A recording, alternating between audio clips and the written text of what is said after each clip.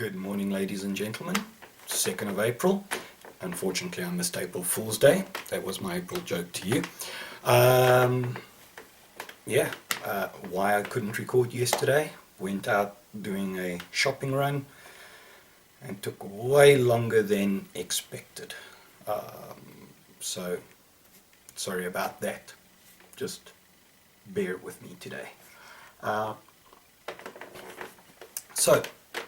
Firstly, the point of view, or some of the things that I bring across is from personal experience. It's not necessarily the point of view of the World Tang Association. It is my personal point of view and personal experiences that have come through with it. So if you disagree with something, contact me. Let's talk about it. Maybe you've got a better point of view, a better experience than what I have. We're always learning, okay? Or maybe you've just seen something from a different side.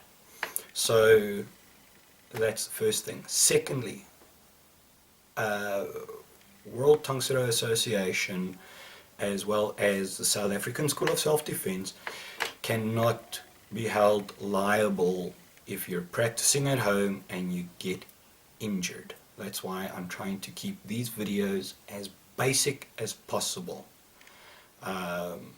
Train with your mind. Think about things. Parents, if you've got kids that are doing this, following this video, please follow with them and just make sure they don't end up hurting themselves. And don't hurt yourself either. If you're going to, don't punch and kick at each other yet, in the sense of trying to fight. Work with each other, test, why do I do this block? So for argument's sake, I did have someone ask me a question on why do we do these separate blocks. So for argument's sake, if I'm doing the haranmaki, let me just get some space over here for you.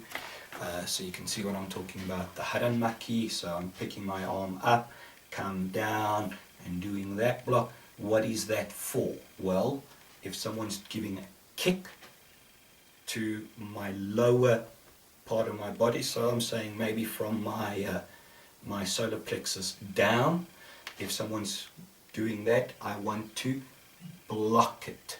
I want to move it to the side. The reason is not for, so I don't want to block straight down, because if the leg is coming up, bam, and my arm is going down, the leg bone and leg definitely stronger than the arm. I do not want to block it in direct, force opposing each other. I want to block it that should the kick be coming here, I want to block it sideways. I want to move that force that's coming in, right? I want to redirect it. These central blocks, this one and this one, if a punch is coming in, solar plexus and a little bit up, I can block it using this one, right? As you see, my arm is covering this area directly there, okay? Something coming for the face, so it's coming straight into the face. It's easier to move a fist that way, so I can block up, or I can also block it inwards, so it's moving there, or moving it outwards, moving there. So the blocks are also, each one has, you can use different blocks for different situations. For me, the lower block works better for something coming low. These blocks work better for something coming middle to up, and this one for headshots, as well as something coming from on top, as if someone's going to hit down. So I can block up. Now, why these big motions? So for argument's sake, why don't we just start people with from this position and teach them this block, just like that? Okay, so the down block. Why? Well, think of it this way. When a person does sprinting, You've seen these harnesses where they have the parachute on the back. Well, that's resistance training. Running on the beach, sprinting on the beach, that's resistance. That sand causes a lot of resistance. So having that resistance on your body strengthens your body. As soon as you take that parachute off and you're not running on sand anymore and you're running on a nice track, you see how fast these people run. Why? Because they've trained with resistance. Going into the gym, if you're just going to pick up air and move air around the whole time in the gym, your muscles don't grow, they don't get stronger. But then we use weight. So we put weights in our hands, we pick that weight up. Okay? So the more reps you do with weight, depending on what type of training you're doing endurance and strength training, you use weight, a lighter weight, and you do more repetitions, right? But you need weight. As soon as you put that weight down and you start moving your arms, they feel lighter. And the same thing with us. We're doing these big motions. If to practice a long distance and still try and get to the same point means we need to use speed. Now, when we use the same speed but we shorten the distance, that block becomes extra fast. So that's why, my understanding of it is we train harder so that we can fight easier when we need to, should we need to. The other thing is those motions that we're doing, there's hidden techniques in them that, in the beginning the instructor doesn't tell you all about these techniques. Why? Too much information. Too much information is as bad as too little information. If I don't give you enough information, you don't understand what to do. If I give you too much information, it can be confusing. So that's why, traditional systems, there's a lot that they can teach, but that's why it also takes time, because we need to know that your foundation is strong, and before we carry on building on top of that foundation, right? Are all the moves practical? Yes, they are. Maybe not when you're training them in the sense of doing all these things and you can't really see the whole picture. But later on, everything makes sense. Why do we do these certain things? Okay. So one of the questions, why do I stick to a traditional system rather than a New Age system? And when I mention traditional compared to New Age, traditional system has forms, has basic techniques, all these type of things. We don't just try and teach you how to fight straight out the block.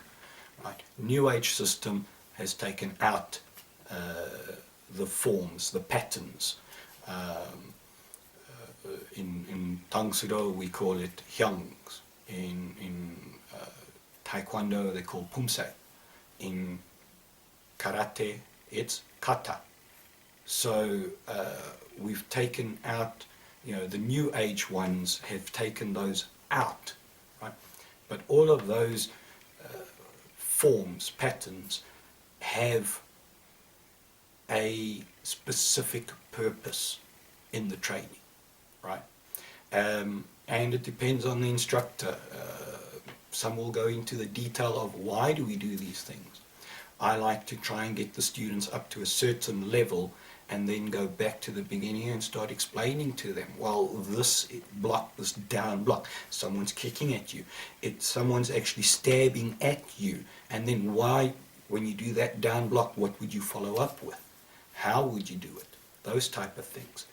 And it's all about just training the body, right? And training the mind. Martial arts, traditional martial arts, very important about training the mind, training the spirit, your inner self, to try and be stronger, right? Why Tang Soo Do? For me, well, I love Korean kicks.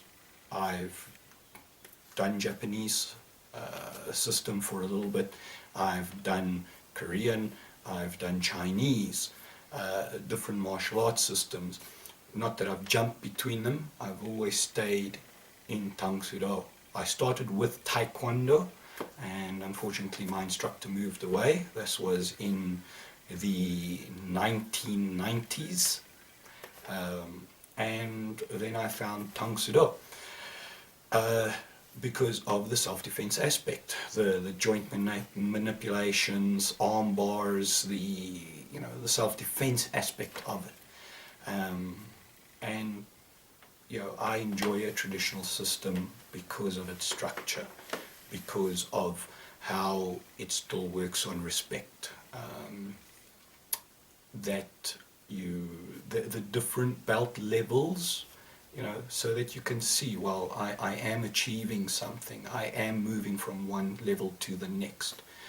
And that even though, are there people better than me? Yes, there are. I know that. But did I do something today that makes me better than what I was yesterday? That's what's important. Am I being better than what I was? Not am I being better than someone else? Because I'll be better than some people, I'm going to be worse than some other people. So, don't try and judge yourself on others. Judge yourself on yourself. Are you being better today, or are you being worse today? We all have our up days, we all have our down days. But that's why I stuck with Tang Soo Do. It is a traditional system that covers a lot of aspects of stand-up fighting. Can our techniques be used on the ground? Yes, but we don't generally try submission training and such. I've had to use Tang Soo Do while I was on the ground. I use the pressure points, those type of things. Tang Soo Do as a practical self-defense system. Yes, on condition you train it to be a practical self-defense system. I've seen a lot of the people that say, no, self-defense, high kicks are very bad. Kicking to the head is the worst thing you can do as a self-defense system. My argument to that is, if you don't train a high kick for self-defense, then don't use a high kick for self-defense. If you only train self-defense, if someone grabs you, that you can do an arm bar, joint manipulation and things like that for self-defense, then that's your forte. That's where you need to stay. Don't try and use your kicks and punches as self-defense if you only train self-defense as in grappling. Don't do the stand-up. Try and take it to the ground. But I've seen someone that was in a situation and they picked their leg up, kicked the guy in the head and put it back down before the guy could even get his punch halfway from his body. However, the person that did the kick was trained to use that kick for self-defense purposes, right? So is it practical? It's as practical as what you make it, right? Because it is a complete system, or a more structured system on the self-defense side and everything, Tang Soo Do obviously has to, well, not have to, but it does. From what I've seen, it gives the short person, the skinny person, the tall person, a muscular person, it has enough information that each one of them have techniques that better suits their body type. There's some information or techniques that some people won't use. There's some techniques that others will use because it fits better for them. But Tang Soo Do has got enough information to teach all of these people, this variety of people. And that's what I like about it. There's some techniques that I prefer using and others that I know them, I know how to use them, but I won't use certain techniques against tall people. There's other, certain techniques I won't use against shorter people. It all depends on the situation. That's why having more techniques, having more equipment, right, more information for yourself is better than having too little information.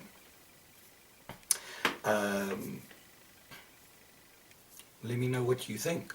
All right, my opinion, there is no best martial art, there is no worst martial art.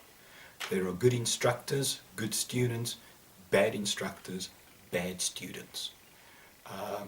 Don't judge the system by the one person you see. If you're interested in martial arts, go and study, not the system itself, or not the person, but the system itself. And not only one system. Take a look, see. I myself, I prefer the Korean system. Does not mean that I don't look at, say, Japanese systems and say, wow, these guys, they're really on their hands, they've got these nice snap movements, right? But on their kicks, Japanese systems, when I look at it, they don't inspire me. I look at Korean systems when they kick and I go like, wow, yeah. But some of the Korean systems, some of the guys, when they train their hands, they don't have that snap. And is it the system or is it the person? And now this is what you've got to distinguish. So, well, that's my opinion. Once again, it's my opinion, not that of the World Tang Soo Do Association. But I do follow the teaching of World Tang Soo Do Association, their structure, and so far it's an impressive association. The idea, the thought is not now, it is for the future. However, it is for the future if you are planning to work with it, to actually bring your part. So, yeah, let me know your thoughts.